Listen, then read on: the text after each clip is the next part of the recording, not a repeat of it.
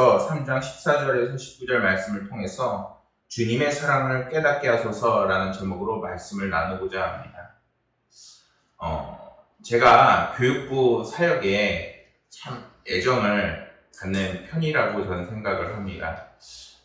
왜냐면은 아이들이 이제 복음을 듣고 기뻐하면은 이제 마음의 자유를 얻고 예수님을 깨달아가는 것을 보면은 그렇게 행복하더라고요.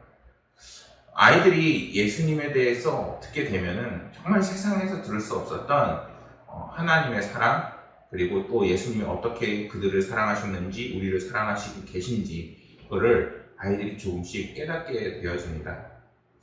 최근에 교회를 열심히 나오다가 코로나 바이러스 때문에 교회를 나오지 못하던 아이가 있었어요.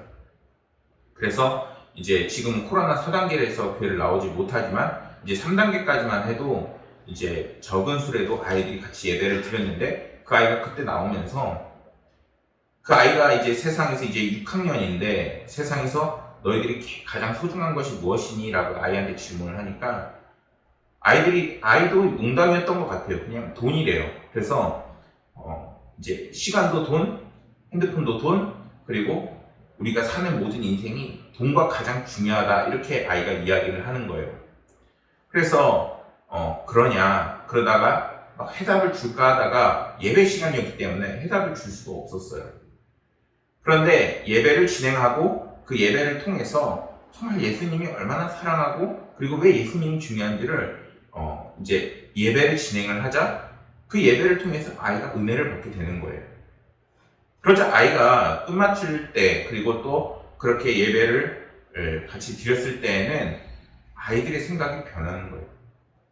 세상을 살 때에 돈이 정말 중요하고, 그리고 그것이 필요하고, 그리고 학교를 가고 그 모든 상황 속에서 돈이 정말 중요했지만 그 아이에게 있어서 정말 그 나의 마음을 알아주고 나의 생각을 만지시고, 그리고 이 시간에도 비록 보이지는 않지만 나를 얼마나 사랑하시는지 하나님을 더욱더 깨닫게 되는 그러한 변화되는 모습을 볼 수 있었습니다. 그런데 우리가 이렇게 아이들만 보더라도 우리 마음에 주님이 나를 사랑한다는 그런 깨달음이 찾아올 때에 우리 가운데 변화가 찾아오게 됩니다. 그 변화가 뭔가 육체적으로 힘이 세진다든지, 아니면은 금방망이 은방망이처럼 돈이 엄청나게 많아진다든지, 아니면은 뭔가 이 세상 속에서 명성을 얻는다든지, 어쩌면 그런 것은 아닐 수 있습니다. 그런데 분명한 것은 하나님이 우리 가운데 찾아올 때에 우리 가운데 기쁨과 은혜와 자유가 분명하게 일어나고, 그것을 통해서 우리의 외적인 부분까지 분명하게 변화받는 것을 우리는 간증을 통해서 많이 들을 수 있습니다. 오늘 말씀에서도 사도 바울이 에베소 교회의 그 성도들에게 중보기도를 하면서 그 내용이 나와 있어요. 오늘의 본문 16절 말씀에서는 그 첫 번째 기도 내용이 담겨져 있는데 이렇게 말씀합니다. 그의 영광의 풍성함을 따라 그의 성령으로 말미암아 너희 속 사람을 능력으로 강건하게 하시오며.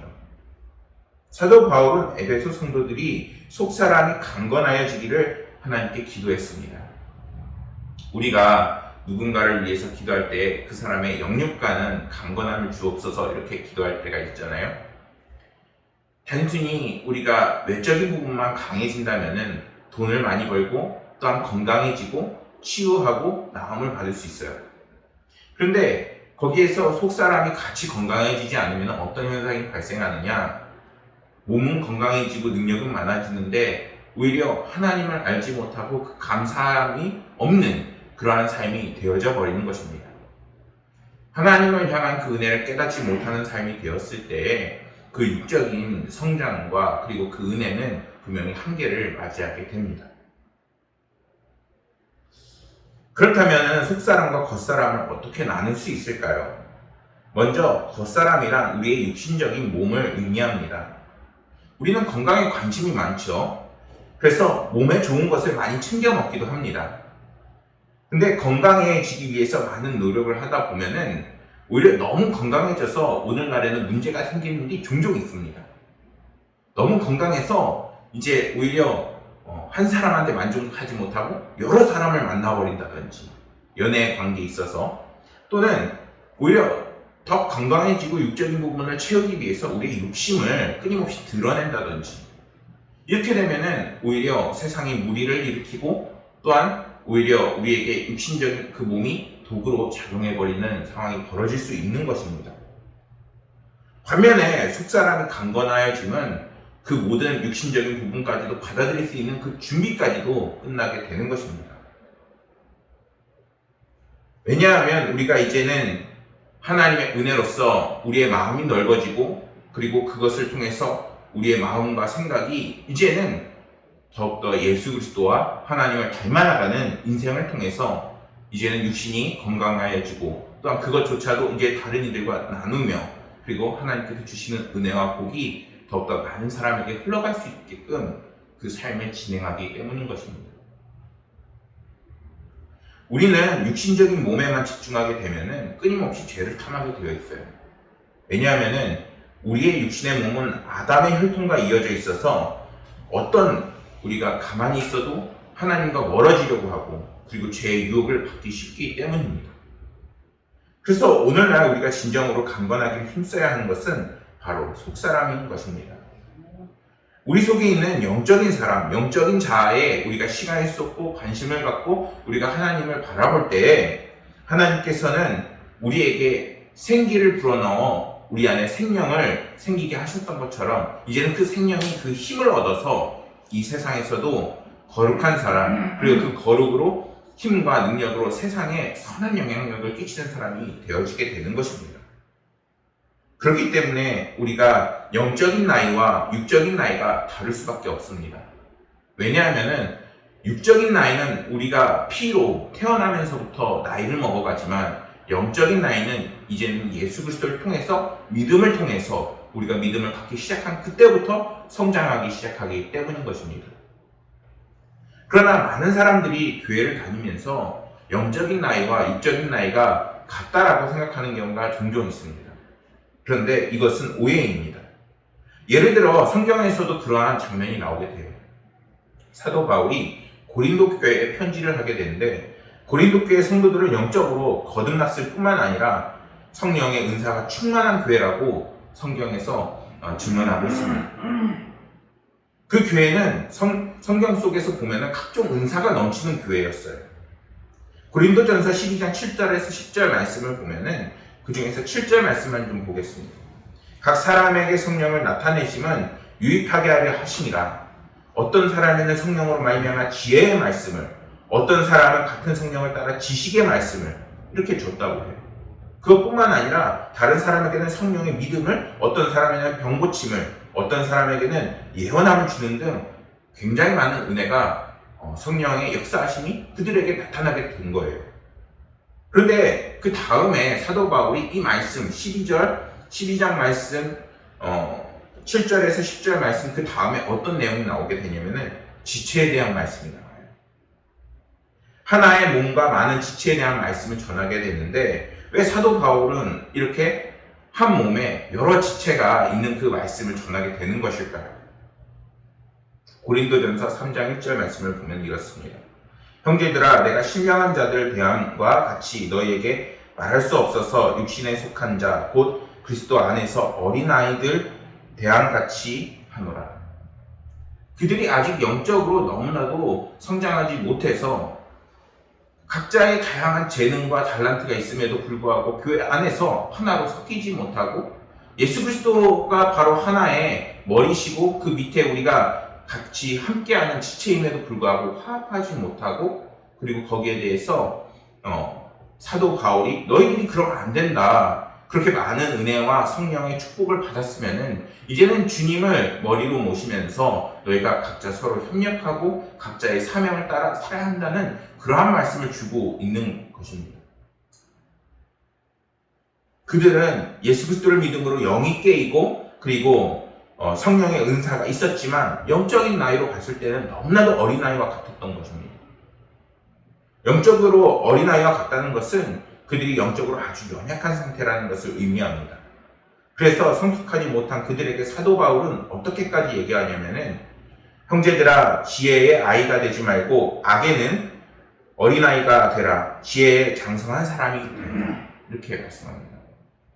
우리가 악한 것에 눈을 뜨지 말고 이제는 신령하고 하나님의 거룩함에 눈을 떠서 주님을 바라보고 이제는 거기에 하나님을 섬기는 데 지혜로운 사람이 되라고 사도 바울은 말하고 있어요. 이것과 같은 그러한 지혜로운 사람이 성경에는 많이 나오는데 대표적으로 한 사람을 좀 보면은 에스더를 생각해 보기를 소망합니다. 그녀는 바사제국의 국모가 되는 놀라운 은혜를 받게 되었어요. 하지만 국모가 되었다고 해서 힘이 있다거나 그런 상황은 아니었어요. 왜냐하면은 그녀는 소수 민족 출신으로 이제는 그때 당시에 이제 포로 시기에 그가 바사제국의 국모가 되어지는 겁니다. 그래서 정치적으로 기반도 없고 자신의 뒷받침 배경이 없는 상황이었어요. 그런 상황에서 왕한테 한번 자신의 민족을 위해서 간언을 하고 그리고 부탁을 한다는 것은 정말 생명을 걸고 목숨을 거는 일과 같은 상황이었던 것입니다. 에스더 4장 16절 말씀을 보면 그가 어떻게 왕에게 간언했는지 이렇게 나옵니다. 당신은 가서 수산에 있는 유다인을 다 모으고 나를 위하여 금식하되 밤낮으로 3일을 먹지 말고 마시지도 마소서. 나도 나의 시녀와 더불어 이렇게 금식한 후에 규례를 어기고 왕에게 나아가리니 죽으면 죽으리라 하니라. 너무나도 연약하고 그리고 겉보기에는 너무나도 작은 여인이 이제는 자신이 국모라는 이름에서 자신의 민족이 모두 죽을 위기에 처하자 왕에게 어떻게 해서든 내가 죽음을 각오해서라도 이야기 한번 해보려고 금식을 하고 그리고 이제는 강한 마음을 품어서 주님을 믿고 나아가서 이제는 그것을 이야기하는 그런 장면이 나오게 됩니다. 우리는 이런 에스더와 같이 영적으로 깨어있고 속사람이 강건한 신앙생활을 끊임없이 유지할 수 있어야 합니다. 믿음은 비록 눈에 보이지 않지만 끊임없이 성장하는 나무와 같습니다. 우리가 하나님을 바라보지 않고 영적으로 깨어있지 않게 되면은 식물이 물을 받지 못해서 메마르는 것과 같이 우리의 믿음도 쪼그라들고 메마를 수밖에 없게 되는 것입니다. 그렇기 때문에 우리는 오늘 말씀에서 사도 바울이 이야기한 것처럼 속사람을 강건하게 하고 하나님께서 우리에게 성령의 충만함을 더해줄 수 있도록 우리의 삶을 정말 주님의 믿음과 말씀과 그 성령 안에서 속사람을 강건할 수 있는 그러한 노력을 애쓸 수 있어야 하는 것입니다. 그렇다면 우리는 속사람을 어떻게 강건하게 할 수 있을까요? 성경은 신앙이 올바로 성장하기 위해서는 우리가 사랑 안에서 그 신앙을 키워야 한다고 말씀을 합니다. 아니 오히려 여기에서 뿌리 받고 터가 굳어져서 그 믿음과 신앙이 성장할 수 있어야 된다고 오늘 말씀에서는 이야기하고 있습니다. 여기서 터가 굳어져야 한다는 표현은 건물을 튼튼히 짓기 위해서 기초를 깊이 파서 아주 쇄골을 박는 것과 같은 그러한 의미를 담고 있는 것입니다. 그렇다면 성경은 어떤 사랑에 깊이 우리가 터를 잡으라고 하는 것일까요? 18절과 19절 말씀을 보면 사도 바울은 에베소 성도들에게 지식에 넘치는 그리스도의 사랑을 알게 되기를 원한다고 이렇게 말씀합니다. 18절 말씀을 다시 한번 읽어보면 능히 모든 성도와 함께 지식에 넘치는 그리스도의 사랑을 알고 주님의 사랑을 우리의 지식이 넘치게끔 우리의 지식으로는 헤아릴 수 없게끔 너희들이 그 사랑 안에 머물기를 원한다 라고 이 사도 바울은 이야기하고 있습니다. 보통 사랑이라고 하면은 우리가 어떤 사랑을 알고 있나요? 대표적으로 부모님의 사랑, 그리고 연인의 사랑, 부부의 사랑, 친구의 우정을 생각할 수 있습니다. 저도 이 사랑하면은 할 얘기가 굉장히 많아요. 왜냐하면은 정말 사역을 할 수 있는 것이 정말 부모님의 그 사랑과 은혜가 아니면은 정말 불가능하기 때문입니다. 지금도 많이 부모님께서 베풀어 주신 은혜를 생각하면은 너무나도 감사하고 또한 그것을 생각하면은 정말 조건 없는 사랑이구나 하는 그러한 감사함이 물밀듯 찾아옵니다. 그런데 이러한 고귀한 부모님의 사랑도 분명하게 한계가 있습니다. 부모님 역시 나이가 들며 결국에는 언젠가는 헤어질 수밖에 없게 되는 것이죠.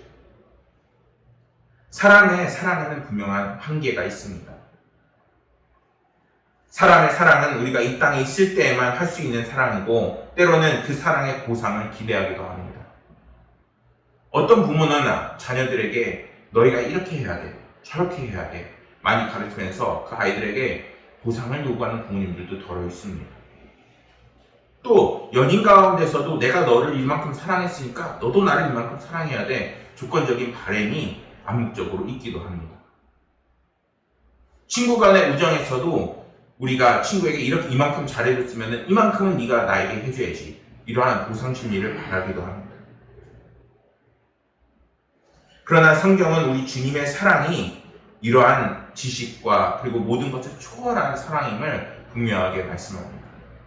가비 없이 헌신적으로 주님께서 십자가에 달려 돌아가심으로 이제는 우리는 죄에서 구원함을 받고, 오늘날에도 주님께서 그 사랑은 모든 사람에게 동일하게 주어지고 있다는 것입니다.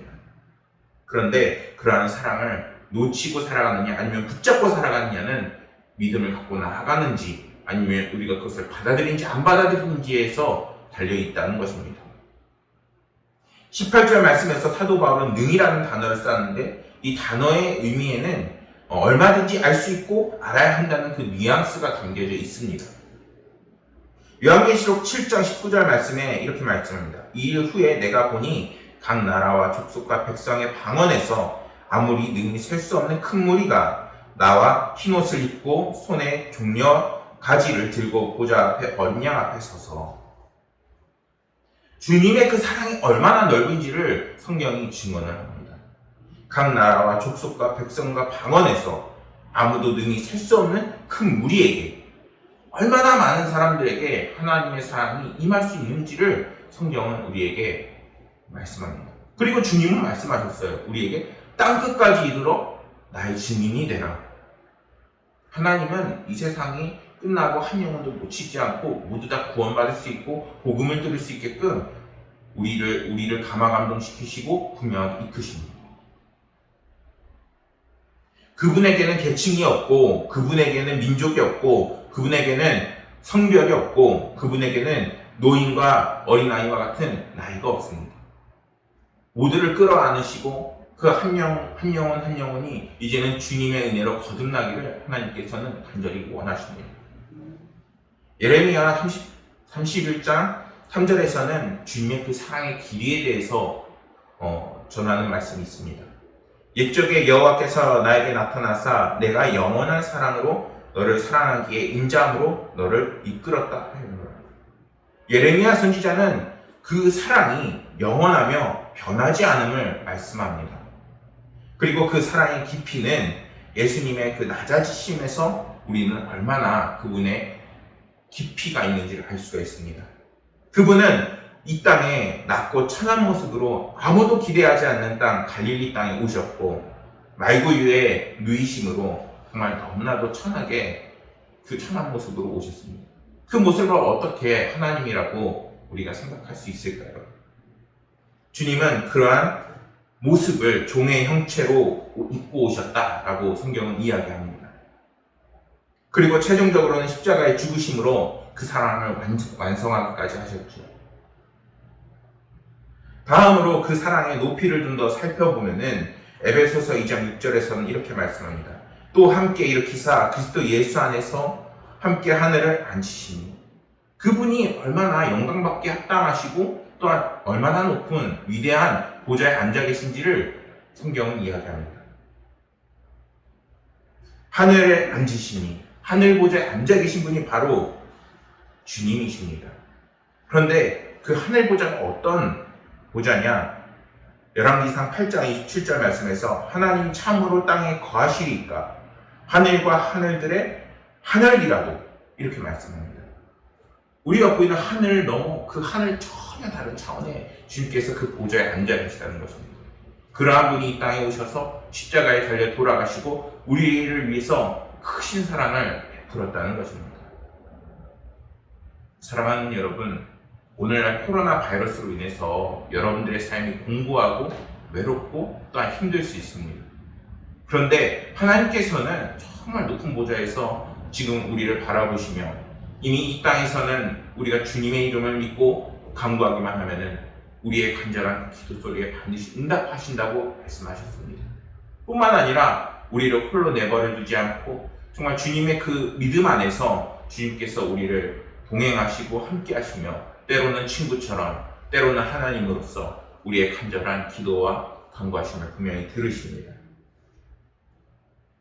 사람은 누구나 자신을 사랑하면 그 사랑에 대해서 압니다. 부모님이, 배우자가, 친구가 우리를 사랑하면 우리는 그것을 느낄 수 있습니다. 그리고 그 사랑에 기뻐하며 그 사람에게 응답을 하면 또다시 그러한 순환이 같이 더 큰 시너지를 나타내게 됩니다. 하물며 하나님께서 우리 안에 머무르시고 또한 우리가 주님 안에 머물면 어떤 놀라운 은혜가 펼쳐질까요?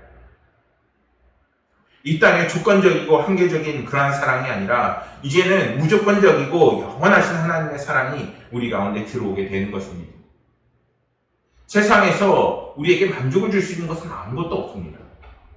우리의 마음을 정말 사랑하고 믿었던 사람마저도 배신하고 또한 돌이켜 보면은 정말 이 세상에서 우리가 홀로 가고 있다는 것을 알 수 있습니다. 그러나 그러한 심령의 마름과 갈급함을 이제는 주님의 믿음을 통해서 마르지 않는 생수의 강을 우리에게 흘러넘치게 하시는 것이 바로 예수 그리스도이신 것입니다. 사랑하는 여러분, 이 코로나 바이러스와 그리고 끊임없이 힘들고 어려운 고난 속에서 마르지 않는 하나님의 은혜가 여러분들 가운데 샘솟고 또한 주님이 주신 그 사랑 안에 여러분들이 뿌리를 내리며 그렇게 해서 여러분들의 속사람이 강건해지기를 간절히 소망합니다. 그럴 때 주님이 주시는 은혜를 통해서 여러분들의 삶이 회복이 되어지고 또한 이 어려운 상황도 더 큰 은혜로 잘 이겨나갈 수 있게 되는 것입니다.